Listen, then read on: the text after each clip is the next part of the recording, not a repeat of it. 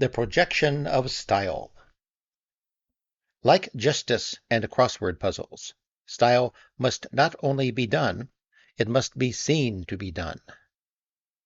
The projection of style can be effected by three principal means: our speech, our movements, and our appearance.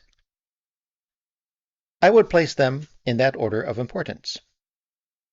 Professor Marshall McLuhan was told by an Indian gentleman that the first thing that aroused his interest in a woman was her odor, then her voice and her walk, and finally her appearance. Evidently, the effluvium is the message, but since I would find it difficult to explain to anyone how to stink significantly, I concentrate in this book on the other attributes. Though it is the least powerful way of communicating style, appearance receives more attention than all the other means put together. Presumably this is because there is more money in it. There has never been any limit to the megatons of makeup a woman can be persuaded to buy, nor to the acreage of fabric with which she will drape, but not necessarily cover, her body. Fashion magazines are aimed at those who have no idea who they really are. The articles they contain tell their readers what to think, or worse, what to say they think. The photographs help the helpless to disguise their lack of self-awareness in trappings which really dominate nothing more than that the wearer buys magazines and can afford to buy a new garment of some kind every week.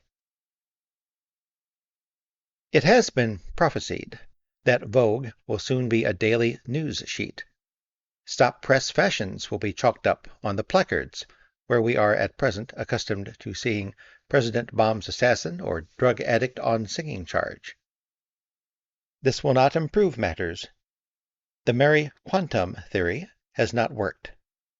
I assume she hoped that, if shops stocked all manner of bits and pieces, in all manner of colors and materials, fashion would cease to be bondage, would lose its tyrannical power to compel fat people to squeeze themselves into dresses designed for the slim, or edge little old ladies toward skirts above their knees. Sad to say, what should have been freedom of choice has turned out to be confusion of aims. These people that Vogue calls the not-so-young move slowly. By the time they have summoned up the courage to try something new, something newer still has come on to the market. They lose heart. As for the not-so-old, they are driven absolutely mad by so much movement, like kittens in a windy garden. Style can never blossom in this hurricane of change. Such unsettled weather only panics people into acquisitiveness. No one else seems to understand that one kind of outfit must be worn over quite a long period of time before the movements, the tone of voice, and above all, the opinions that go with it, have been selected and mastered. Sir James Barry seemed to wear the same seedy black overcoat, and Queen Mary to lean on the same umbrella for a lifetime. No one had the nerve to accuse either of them of being outmoded. There is a species of tapir that has worn a white stripe across its back for perhaps 1,000,000 years, but this, I agree, may be going too far, even for a stylist. It would matter less that people are inclined to wear any old, or rather any new, thing if other, more telling means of self-expression were being employed to raise anyone above the flood level of nonentity. They seldom are. People search for and cling to the fashions in behavior, protest marches, strikes, hijackings, and in phraseology, with it getting it on, as desperately as to fashions in clothes. In England, perhaps in the whole world, except in Ireland, where everyone speaks a kind of blank verse, the great obstacle that style must overcome is not so much ignorance of words as embarrassment at trying them out oneself, and mistrust of them when they are used by others.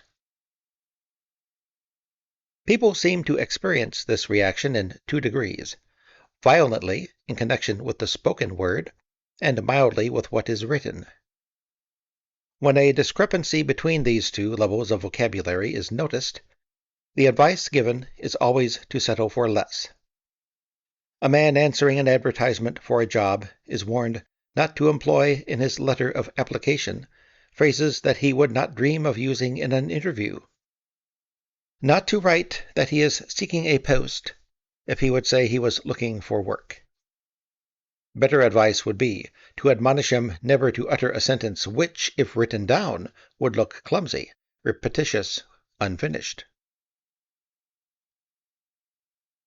It would seem that, in the last century, the middle and upper classes conversed on this principle. Even little boys appear to have uttered such sentences as, "Imagine, my dear brother, my grief upon learning of your misfortune." As all I know of the manners of those times comes from reading novels of the period, I cannot tell whether discourse was really of this high order, or whether Mrs. Mary Shelley and other such writers merely wished it were.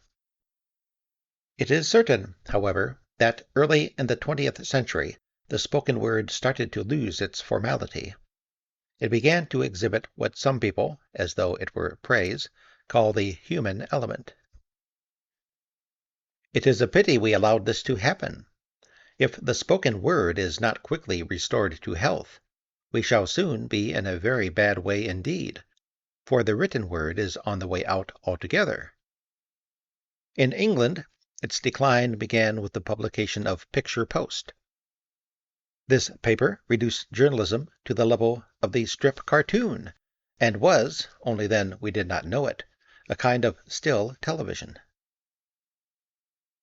Now that the images have begun to move, their ascendancy over words has become more obvious, and it will increase. In the work of Mr. Ray Bradbury, who is more or less in control of our future, even shop fronts are devoid of lettering because consumers, a few years hence, will no longer be able to read even the simplest phrase. By that time, a book will be a little vulcanite box, in a penguin paperback color to show to which category of literature it belongs.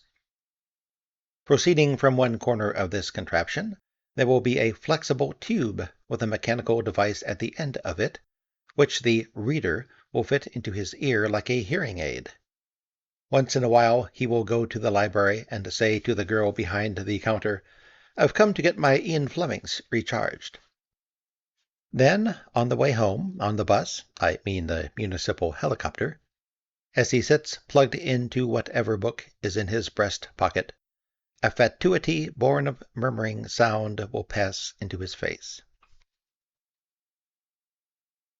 When that day comes, literary style as we know it will be obsolete. While books are still a succession of printed sentences, a writer spends half of his total effort trying, by means of the careful choice of words and the order in which he arranges them, to compensate for the absence of the stress, rubato, and vocal pitch that would prevent his hearers from misunderstanding him if he were speaking to them. The voice is a very persuasive instrument. If an income tax form were to be read to us by Mr. Orson Welles, it would sound like Wuthering Heights, but sexier and even more tragic.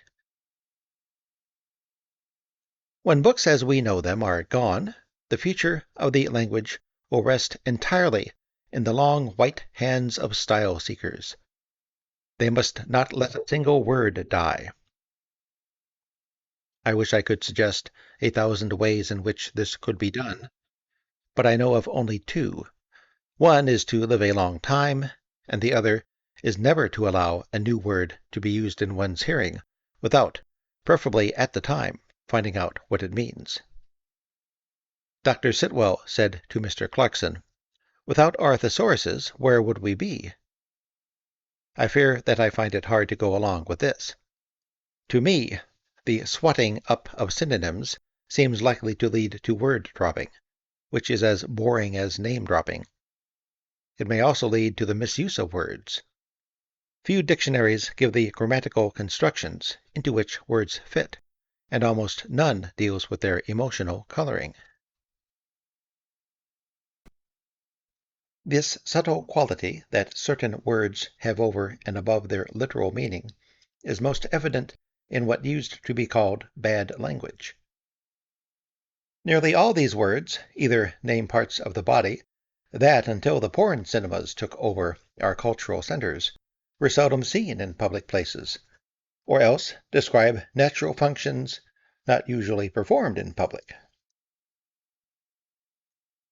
When a doctor wishes to refer to any of these organs or their use, he can easily avoid shocking or embarrassing his patients. He has a whole medicine chest full of synonyms which positively reek of antiseptic. Parents, when speaking to their children about these matters, who also wish to rid the subject of all suggestion of shame and defilement, they borrow or invent cozy diminutives that will turn the situation into a game. One's only regret about this practice is that it leads certain women to continue to use this nursery language in what might have been their adult lives.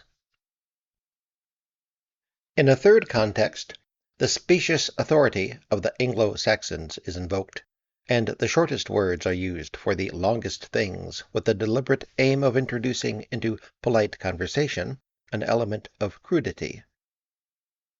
This is where permissiveness defeats itself and does the cause of invective a disservice. If these short, sharp words are used too often, they will become blunt, and their gritty texture will be smoothed away until they give their users no satisfaction and their hearers no shock. They will cease to be effective cries of rage, contempt, or frustration. Worse, they will lose their word style, their capacity to create unique humorous effects. Parenthetically, it is worth noting the deleterious effect that the persistent use of bad language has had on the drama. The permissive society has brought many unpleasant effects to light. One of these is that the greatest playwright who ever lived was not Mr. Shakespeare, nor Mr. Sheridan, nor Mr. Shaw. He was the Lord Chamberlain, the royal censor. Why should anyone bother to write with skill, or even with tact, when he knows he can get his work put on at the Royal Court Theatre any day if he can but remember to sprinkle the pages of his script with that famous word, the broadcasting rights of which belong to Mr. Tynan?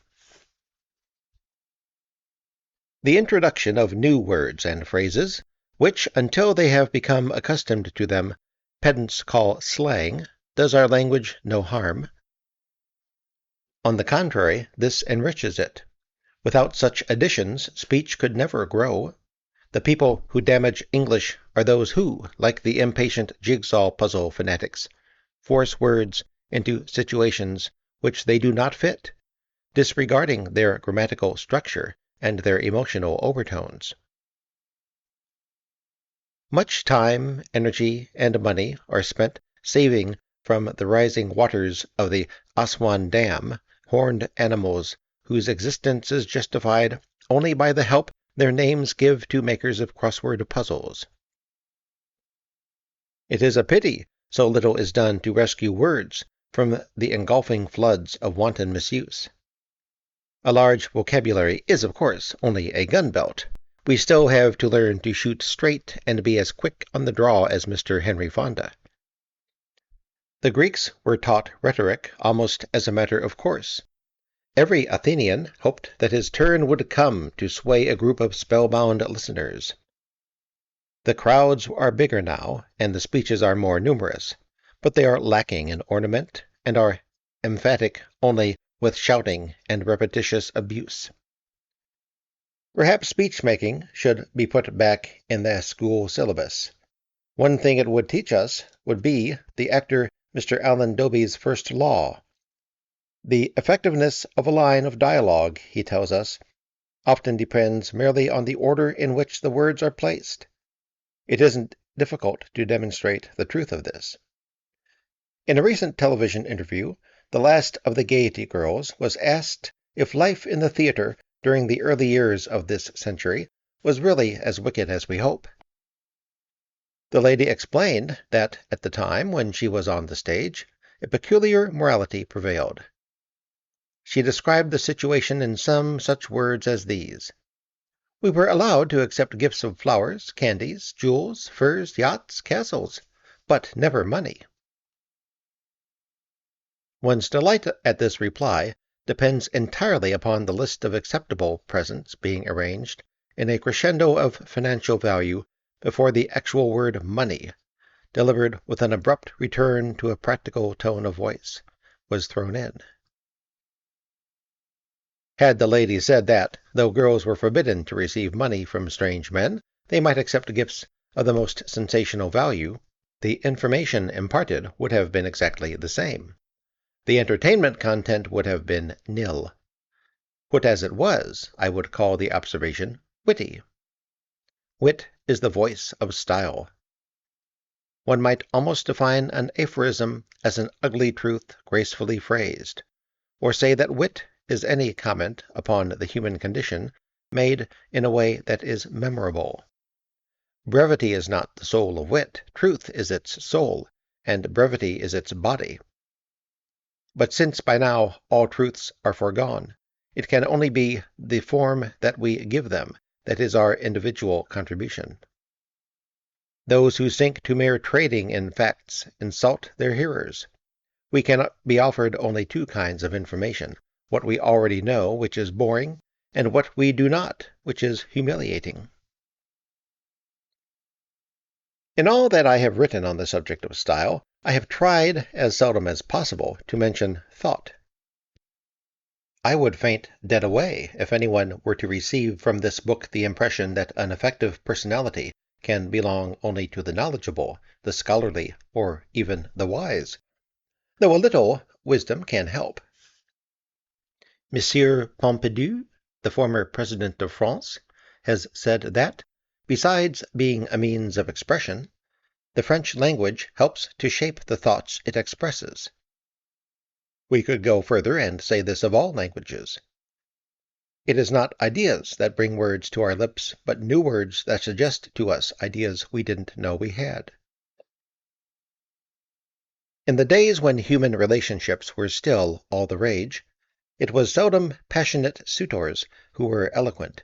The very urgency of their desire made them tongue-tied. It was young men who read a lot of second-rate poetry, who were forever flinging themselves down on one knee before some woman or other, in order to release the mellifluous phrases floating around in their skulls.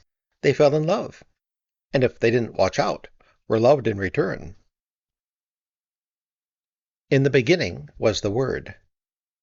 If, then, so little brain power is required, if all you need to be invited everywhere is a toothbrush and an overnight bag full of words, if the cost is so little and the reward so great, why is not everyone at least a part-time wit?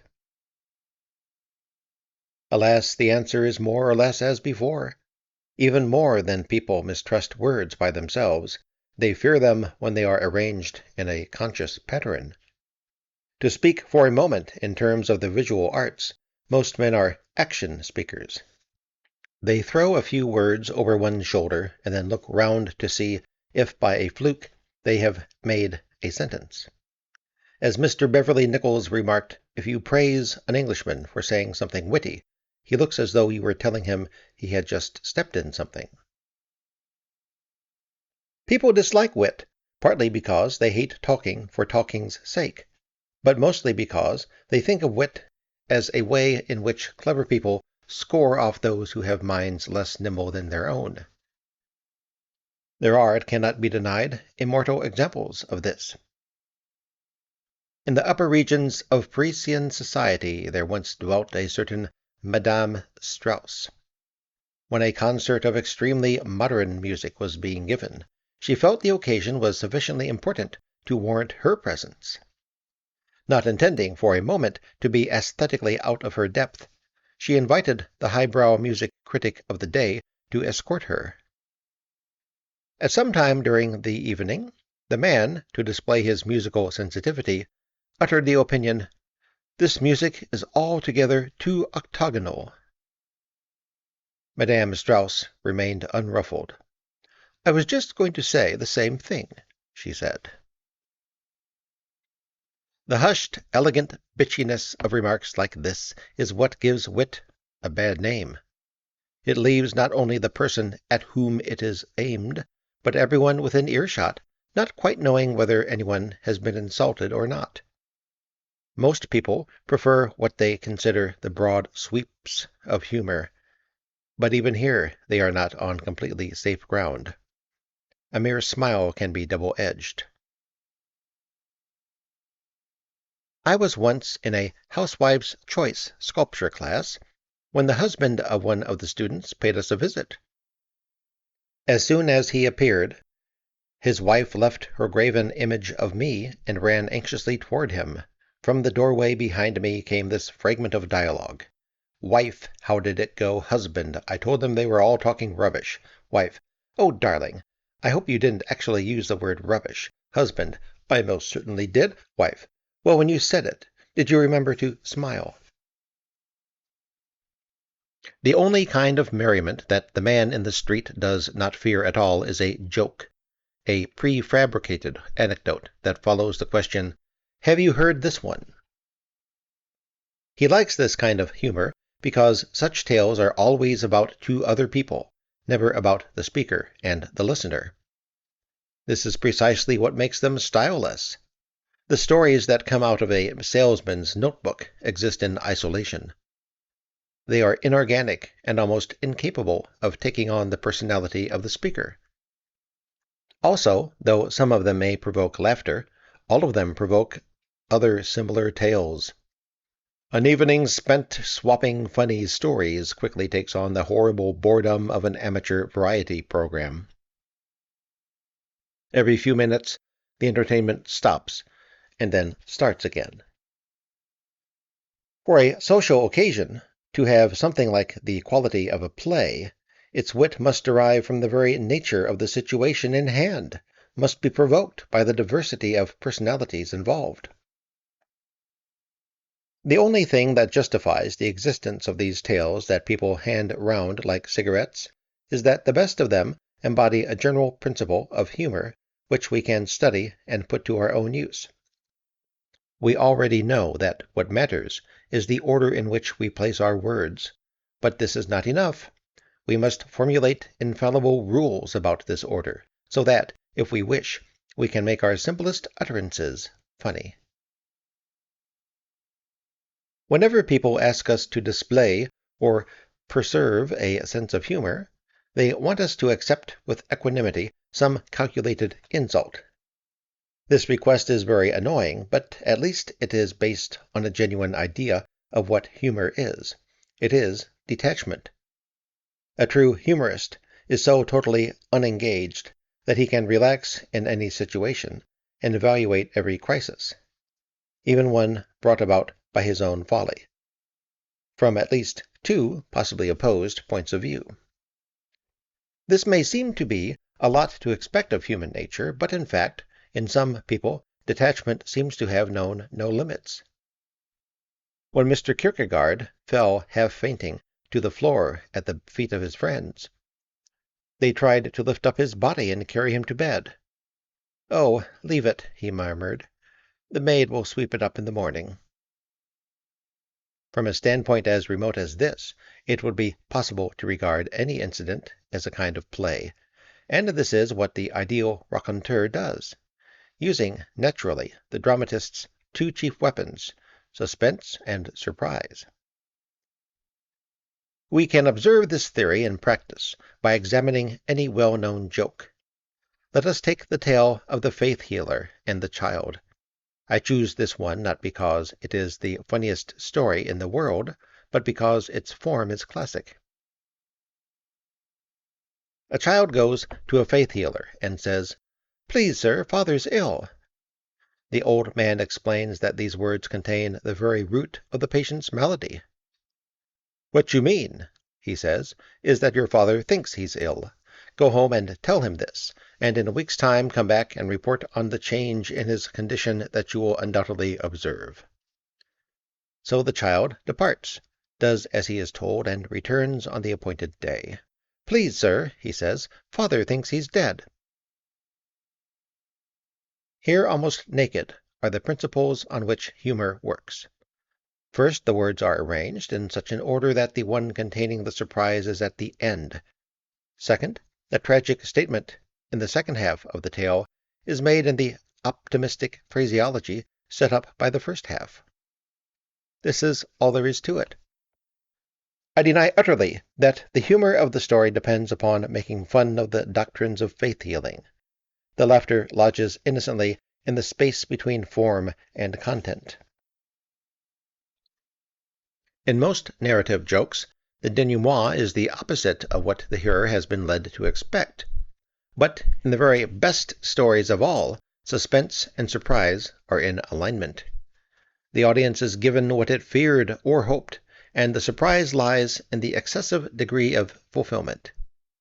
In the movie It's a Mad, Mad, Mad, Mad World, there is a fist fight in a barn.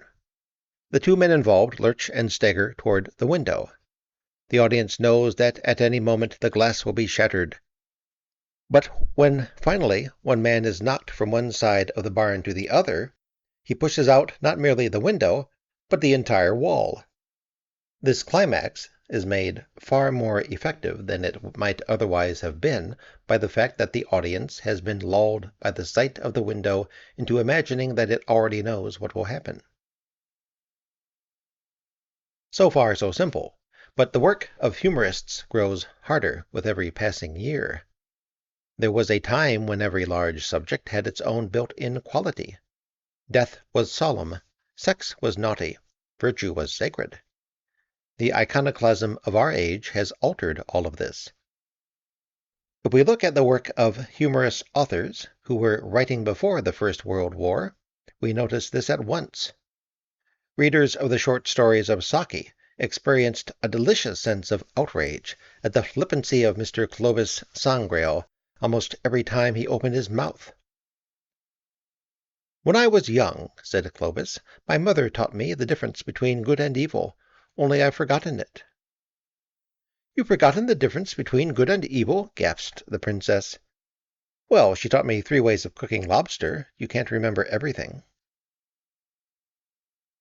Nowadays, when moral distinctions have been erased from the mind not only of Mr. Sangrail, but of a whole generation, no one coming across the passage I have quoted, possibly inaccurately, would know at what he was being asked to laugh.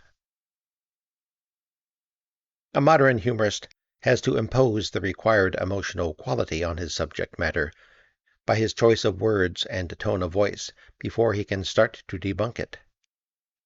While beginning to tell his story in one mood, he must, like a good thriller writer, foresee the contrary ending. Though we have said much about vocabulary, it must not be forgotten that words are yet another area in which freedom may bring havoc. The novelist Lord Snow says that every man may be permitted his own clichés. But this is not enough. He must invent his own clichés and then persist in them until, if other people use them, their source is instantly recognizable. Thus, plagiarism shall be turned into homage. Once we know the words, we are halfway to ruling the world, or at least the society in which we move. We become masters of ourselves, because words are the salve with which we heal the wounds inflicted on us by our actions. We can take command of others, because to talk about people is to diminish them, and we can control the future, because the way to bring events to pass is to predict them.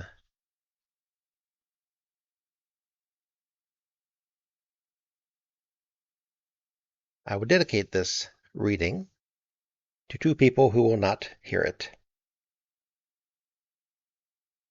My very good friend over in France, Sophie, and her